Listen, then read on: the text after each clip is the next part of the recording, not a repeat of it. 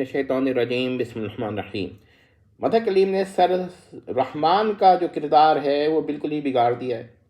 اب دیکھیں کہ یہ تو ہم مان سکتے ہیں کہ سر رحمان جو ہیں وہ اسٹرکٹ مائنڈڈ ہیں، وہ فضول باتیں پسند نہیں کرتے،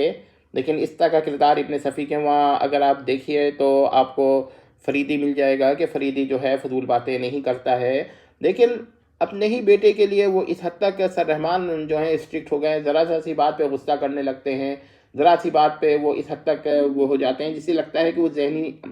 طور پر کوئی مسئلہ ہے ان کے ساتھ نفسیاتی۔ لیکن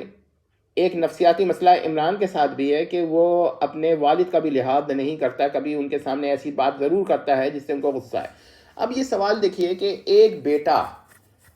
باپ کے ساتھ اس طرح کا سلوک کر رہا ہے اور باپ جس سے کو چڑھا رہا ہے، تو اس سے لفظ میں آپ یہ کہیے کہ مظہر کلیم جانتے ہیں کہ عمران اپنے والد کو چڑھاتا ہے،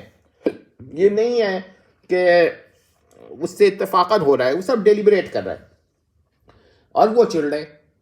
تو یہ بہت ہی گندا کردار دکھایا ہے۔ لیکن ہم اس پر تو خیر ہم یہ مان لیتے ہیں کہ چلیں ان کے باپ جو ہیں سر سلطان، ان کو یہ احساس ہو گیا ہوگا کہ یہ بیٹا ہے اس قسم کا، مگر وہ بھی تو بعد میں غصہ کرتے ہیں اور اتنا زیادہ ہی نارمل ذہن کا نکاسی نہیں کرتا۔ تو آپ یہ دیکھیے گا کہ نارمل ذہن اگر ہوتا تو یہ کبھی نہ کرتے، اور انہوں نے یہ سوچنا تھا کہ آپ کو کم از کم عمران کے ساتھ اچھے تعلقات رکھتے، باپ کی طرح آتے، گھر پہ آتے، تھوڑا ملتے۔ یہی غلطی مظہر کلیم نے ان کی بیوی عمران کی والدہ کے ساتھ کی ہے کہ وہ بھی عمران کو چھوڑ کے ایسے غائب ہوتی ہیں، کبھی آتی ملنے، زیادہ تر آتی ہیں۔ ایسا کیسے ہو سکتا ہے کہ بیٹا باہر ہو اور وہ ملنے نہ جائے؟ اب یہ پتہ ہے اگر مظہر کلیم زندہ ہوتے اور ان سے سوال ہوتا تو وہ کہتے بھائی اکثر وہ باہر رہتا ہے، ٹھیک ہے، یا وہ اس لیے ملاقات نہیں ہو پاتی، لیکن ہم یہ کہتے ہیں کہ ایسا نہیں ہے،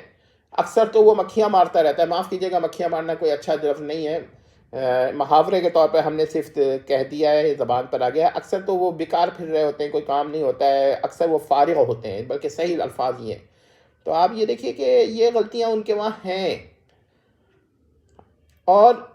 اس غلطیوں سے مظہر کلیم کی آؤٹ لائن ڈیفائن ہوتی ہے کہ مظہر کلیم جو تھے ان کو عمران لکھنا تھا،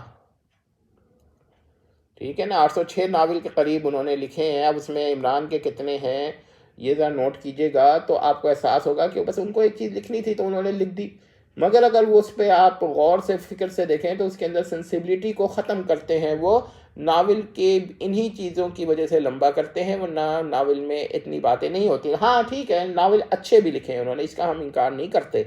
مگر یہ تو آن دی ایرا آف مظہر کلیم ہے جس کی اس کی غلطیاں تو بتانی ہی پڑیں گی۔ والسلام تمت۔